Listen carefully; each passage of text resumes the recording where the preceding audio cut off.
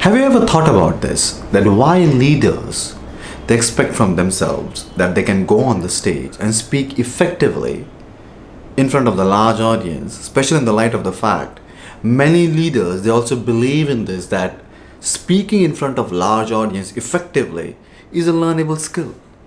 So same leaders they don't expect from themselves to go inside the swimming pool and swim smoothly without learning swimming. Even swimming is a learnable skill. Have you ever thought about that? Then why we expect from ourselves that we can go in front of the large audience? When I say large, even if you're speaking in front of 5 people, that is large, by the way, not necessary 10,000 people.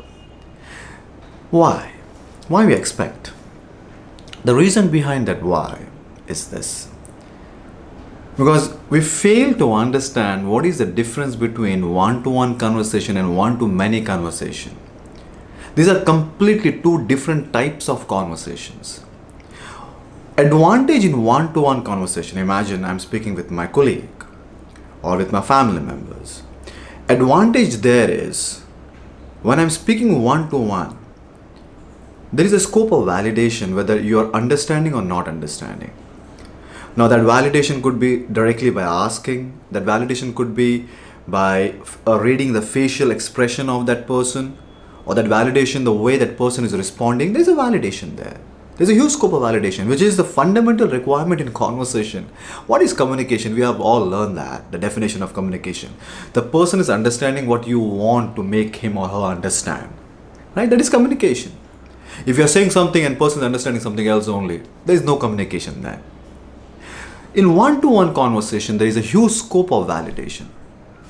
But the moment you stand in front of 5 to 6 people, or sometimes even 50 to 60 people, or 500 to 600 people, you lose the scope of validation here. You cannot ask them one-to-one, hey, have you understood, have you understood, have you understood? You cannot ask them. Even you can't read their expressions. It's difficult.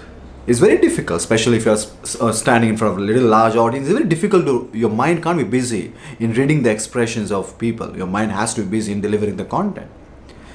So it's very difficult to validate. So what is the skill here? The skill is, because you're speaking in front of few people, you're speaking to many, you have to organize your content in such a way and deliver your content in such a way that chances of these people understanding what you want to speak is very high, because there is no scope of validation here. So the skill is how to organize your content. So there are theories there, container theory, various techniques and methods. So you organize your content so it's easy for the audience to understand. The skill is delivery of that content. Many times people ask me, Praveen, in public speaking, do we need to learn body language and vocal variety? And I said, no, speaking is all about natural. You have your own style of speaking. I have my own style of speaking. So speaking is like when you're delivering your content, your body language and vocal variety should not take the attention. You are not there to show your body language and vocal variety. You are there to show your content, deliver your content. So how to deliver your content in such a way that people are focused only on content, not on your body language and vocal variety, and you look natural on the stage. That is delivery skills. So there are techniques and methods of content management and delivery of that content. That is the skill which you have to learn.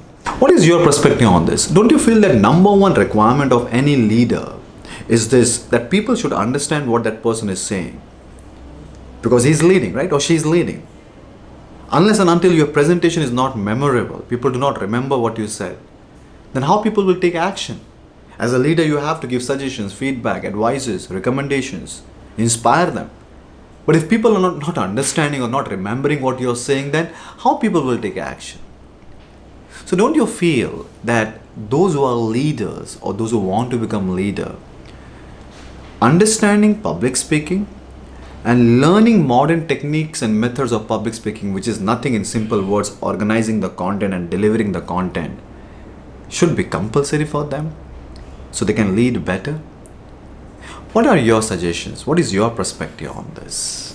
Don't you feel that every leader should learn modern techniques and methods of how to communicate with many? Because this is completely different than your one-to-one conversation.